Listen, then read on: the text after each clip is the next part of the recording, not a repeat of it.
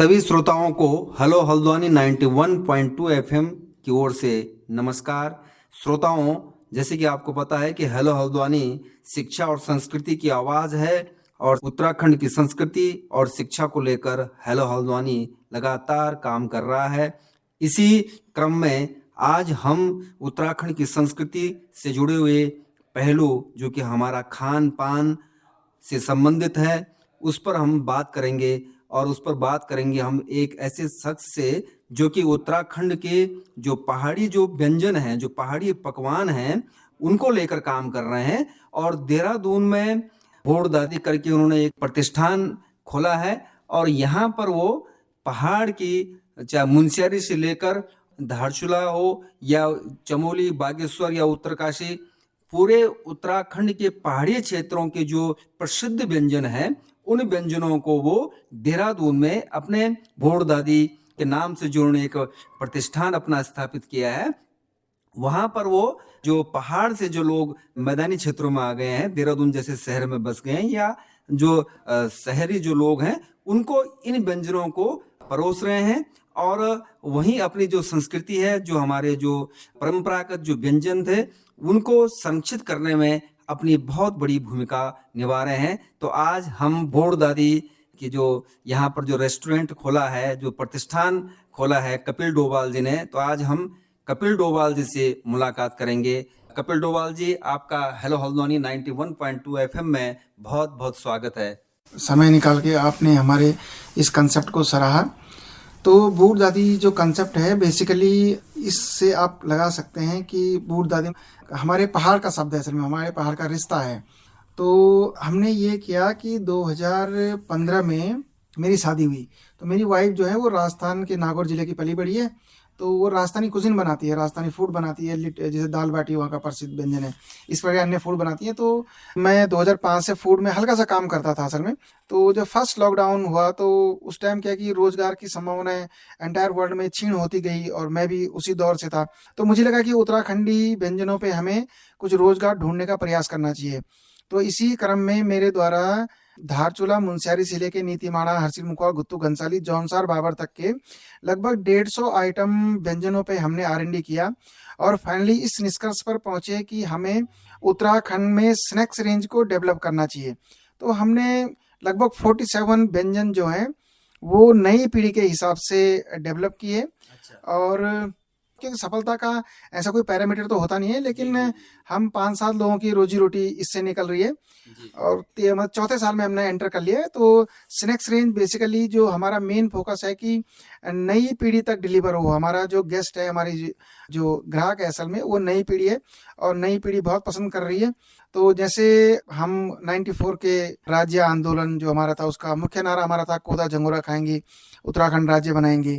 अब राज्य तो बन गया, लेकिन हम उस कोदा झंगोरे के नाम पे एक भी ऐसा व्यंजन डेवलप नहीं कर पाए या पुराने व्यंजन को अपग्रेड नहीं कर पाए कि जो एक राज्य की डिग्निटी बनती। जैसे आप देखते हैं कि जिससे हमारे कोई पहचान बन जाए। जी जी जी, आइडेंटिटी हो। जैसे आप ये लगा लें कि हमारे पर्वतीय क्षेत्र के लोगों के, खासकर शहरी जीवन में, कोई भी ऐसा सामाजिक समारोह, शादी, ब्याह इत्यादि ऐसा नहीं होता है कि जिसमें साउथ के कुजिन का कोई व्यंजन ना लगा हो असल में। और सबसे बड़ी बात यह है कि हमारे कुजिन को थोड़ा सा सामाजिक अप्रूवल मिल रही है, लोग समझ रहे हैं असल में।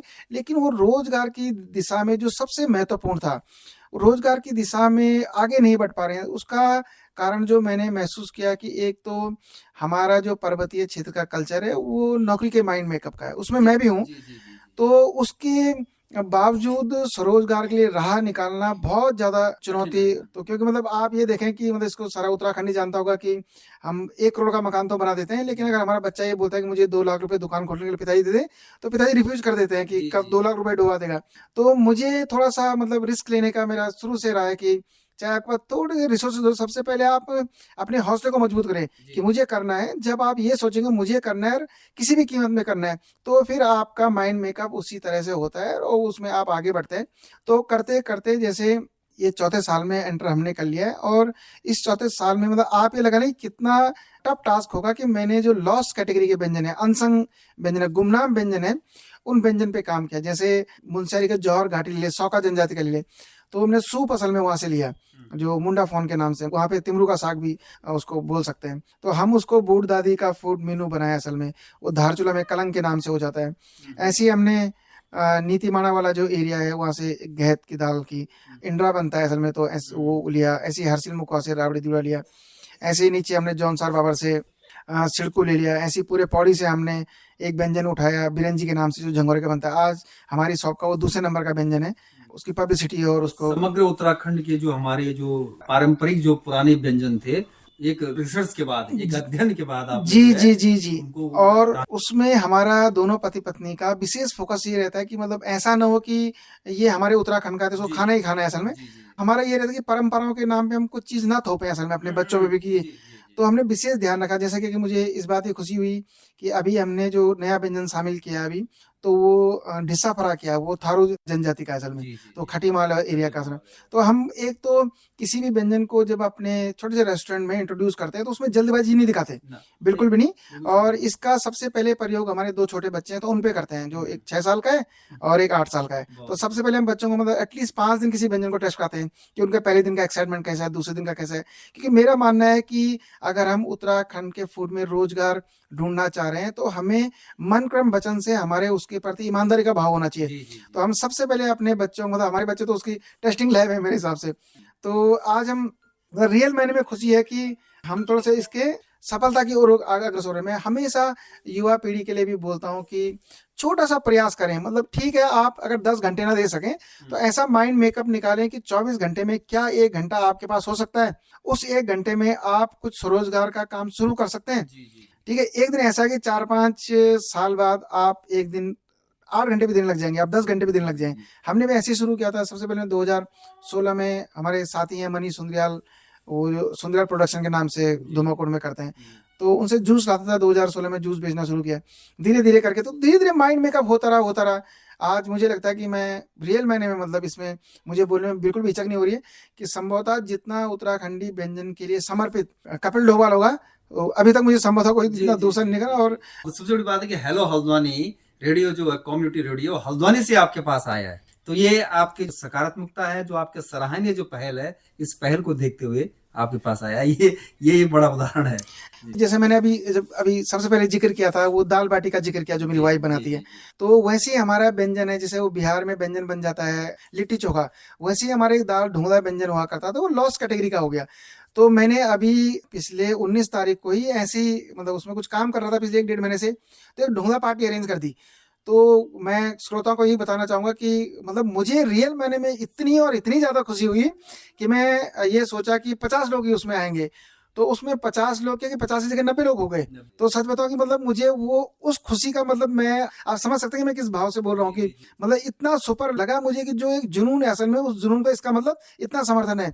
तो मेरा खासकर युवा पीढ़ी पर फोकस रहेगा, चाहे आप स्वरोजगार करने के लिए 1 घंटा निकालें, लेकिन निकाले सही असल में, है ना। 3-4-5 साल में आप ये पाएंगे कि हमारे घर की रोजी रोटी इस स्वरोजगार के उद्यम से। आपके अंदर कोई भी क्रिएटिविटी है, अगर आप, मुझे लगता है कि आप पुताई करना अच्छा जानते हैं, पेंटर अच्छे हैं, तो भविष्य में आप पेंट लेने के ठेकेदार बन जाएंगे असल में।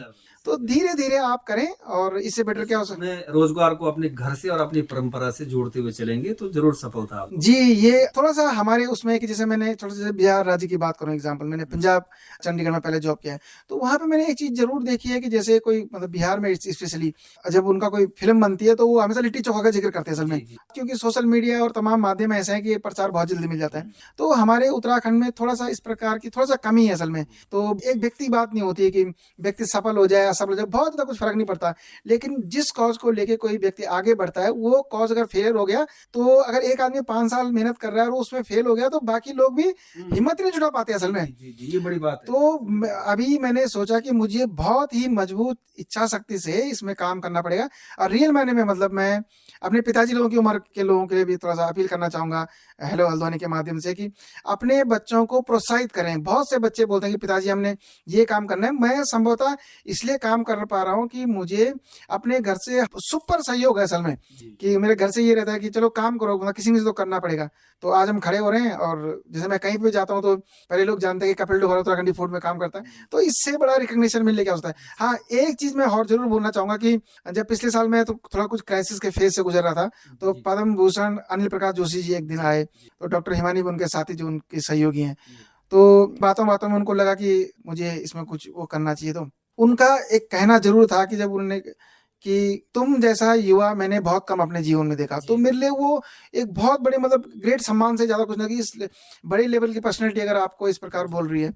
तो एक दिन वो आए और वो डॉक्टर हिमानी के पास 50,000 रुपये भेज गए और बोला कि ये मेरे लिए दीपिका डोगरा कपिल डोभाल की तरफ से इनाम है। तो इससे बड़ी बात क्या सकती है कि हमें उत्तराखंडी फूड के लिए इस प्रकार रिकग्निशन मिल रहा है, बहुत से लोग सहयोग करते हैं। तो युवा पीढ़ी से हमेशा मैं बार बार इस वार्ता में युवा पीढ़ी का जिक्र कर रहा हूँ, क्योंकि उत्तराखंड को संभालने की जिम्मेवारी युवा पीढ़ी की, और उसको आगे आना चाहिए। तो अभी आप जो है किस तरह के जो फूड है आपके व्यंजन है, पहाड़ी व्यंजन कौन कौन से आपके अभी जो जैसे हमारा जो व्यंजनों की बात करूं तो लगभग 47 आइटम पे हमने R&D किया हुआ है। तो उसमें जो सबसे पहले नंबर का व्यंजन है हमारा, उसके लगभग 700 के आसपास रिपीट कस्टमर होंगे। अच्छा। तो ये मैं मतलब अपना एक सबसे ग्रेट अचीवमेंट ही मान रहा हूँ। वो इसलिए मान रहा हूँ कि जिस व्यंजन का किसी ने नाम ही नहीं सुना असल में, उसका टेस्ट डेवलप करना है, फिर उसके लिए रिपीट कस्टमर तैयार करना।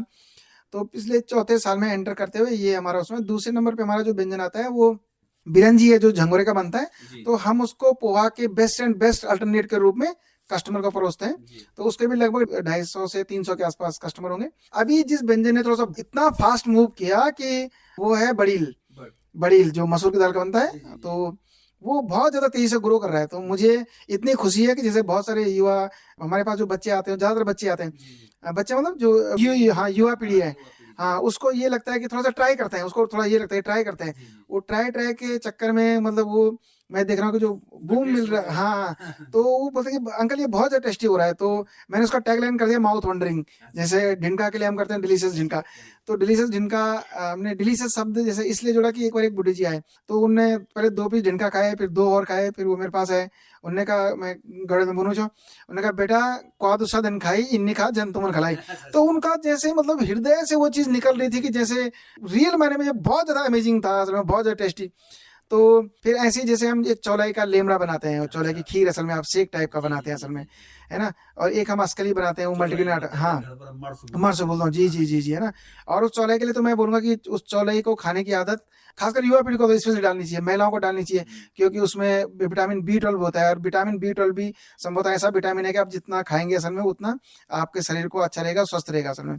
तो इस प्रकार का हमारा प्रयास है। दूसरा जो सिड़कू है, अभी हमने रिसेंटली सिड़कू शुरू किया, क्योंकि मतलब सडन एकदम ही व्यंजन खोलने में थोड़ा सा कमर्शियली चैलेंजेस भी होते हैं असल में। हाँ, लेकिन अभी हमारे मतलब 5-7 जो फूड है वो हमने फूड मेनू में लिया है और उसका कस्टमर बढ़ने लग गया है। जैसी ऐसी आप बिरलू पंचमी होती है अपना वो जो, तो बिरलू पंचमी भादों के महीने में आते हैं। तो बिरलू पंचमी का जो व्यंजन है वो बिरुल है, दालें अंकुरित करते हैं और फिर उसको हल्का सा फ्राई कर देते हैं। तो ऐसी जो लॉस कैटेगरी टाइप के व्यंजन है कि जो साल भर में एक बार बन रहे हैं, तो हमने उसमें ये देखा कि इसमें रोजगार की संभावना है। तो ऐसे ही व्यंजनों को हम अपग्रेड करते हैं, और अपग्रेड इस स्थिति में करते हैं कि आपके किचन में जो मसाला हो वो उससे ही बने। मतलब अगर हमने ढिनका देहरादून में बनाया और कल को वो अगर मुंशियारी में बनाना पड़े और वो टिपिकल किसी गांव में, तो ऐसा नहीं कि उसका जाके वहाँ स्वाद चेंज हो जाए या वो ना बना पाए कि बाजार से कोई चीज हमें परचेज करनी है। तो इस प्रकार जो पूरा कंसेप्ट है हमारा लोकल फॉर वोकल को लेकर कंसेप्ट है। जैसे देश के प्रधानमंत्री श्री नरेंद्र मोदी जी का अपील रहता है कि घर की चीजें अपनाओ, गाँव की चीज अपनाओ। तो वो पूरा कंसेप्ट और रियल मायने में हम लोग लगे हैं, और लगता है कि एक आध साल में हम इसके एक जो सक्सेस स्टोरी के रूप में उसमें आ जाएंगे। अभी जो पहाड़ी हमारे जो अनाज हैं जिनका प्रयोग आप इन व्यंजनों के लिए करते हैं, मुख्य रूप से कौन कौन से अनाज है? क्योंकि हमारे पास व्यंजन काफी ज्यादा है, तो जैसे अभी हम मतलब कोदा यूज करते हैं और झंगोरा यूज करते हैं, मरसू चौलाई हम यूज करते हैं, और इसमें हम जो है भांग की चटनी हमारे यहाँ डेली बनती है, और जो है भंगजीरा अल्टरनेट डेज में भंगजीरे के बनाते हैं। और इसमें जैसे कुछ व्यंजन हमारे ऐसे एक हमारा खुद का अपना व्यंजन है, वो ट्रेडिशनल नहीं है, सोना आलू के नाम से। तो सोनालू ऐसा कि एक बार हमारे गांव में बहुत बम्पर आलू की पैदावार हुई थी, और ऊपर एक सकनोली गांव है, तो लगभग आधा गांव हमारे खेतों से आलू खरीदने के लिए आया था। तो उसमें एक ताऊजी ने बोला था कि मेरी माँ को कि बेटा तुम्हारे सोने के खेत हैं, तुमने पूरा गांव हमारे लाइन पे लगा दिया। तो उसी को ध्यान में रखते हुए हमने सोनालू डेवलप किया। तो वो समोसे का बेस्ट एंड बेस्ट अल्टरनेट है। तो उसके साथ ये लोकल फॉर वोकल का जो कॉन्सेप्ट है उसको मेंटेन करते हुए कि उसके साथ जो हमने चटनी सर्व करते हैं वो अमचूर की करते हैं, मतलब आम को सुखा के अमचूर बन जाता है, उसकी हम चटनी बनाते हैं। क्योंकि मुझे ये लगता है कि हमारे पहाड़ में इडली नहीं मिल सकती है, तो भविष्य में अगर थोड़ा मेरा ऐसा प्लान है कि इसको हम ट्रेनिंग फॉर्म पे भी ले जाएंगे, क्योंकि अब पूरे उत्तराखंड तो हम नहीं खिलाएंगे ना। अगर मैं रोजगार की बात कर रहा हूँ तो भविष्य में मुझे कुछ युवाओं को ट्रेन भी करना है। कि अगर कोई हल्द्वानी में ट्रेन होगा, कोई उधम सिंह नगर में होगा, कोई रुद्रप्रयाग में ट्रेन होगा, तो थोड़ा सा रोजगार के एस्पेक्ट खुलेंगे। लेकिन अभी क्योंकि मैं रियल मैंने उसके बहुत ज़्यादा इनिशियल फेज में हूँ, इसमें जरूर 1-2 साल का समय लगेगा, लेकिन हम इसको ट्रेनिंग फॉर्मेट में भी लेके आएंगे कि मतलब ये विशेष ध्यान रहता है मेरा कि उत्तराखंड का व्यंजन है तो उत्तराखंड की डिग्निटी बनी रहनी चाहिए। तो बहुत बढ़िया डोभाल जी, आपने जो है जो पहाड़ी व्यंजन और पहाड़ी संस्कृति को लेकर जहां आप एक कार्य कर रहे हैं, वहीं आप जो है जो युवा हैं उन युवाओं को स्वरोजगार के लिए भी प्रेरित कर रहे हैं।